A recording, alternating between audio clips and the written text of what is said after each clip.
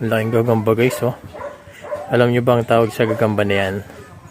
Ang tawag sa amin yan sa Samar ay harang-harang. Harang-harang kasi para siyang sile. Ayan o, napakalaki po yan. Tingnan yung daliri ko.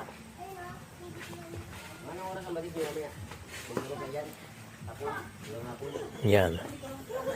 Anong tawag sa inyan guys? Yung ganitong gagamba. Pero yung mga ganyan nakakalason yata ito eh.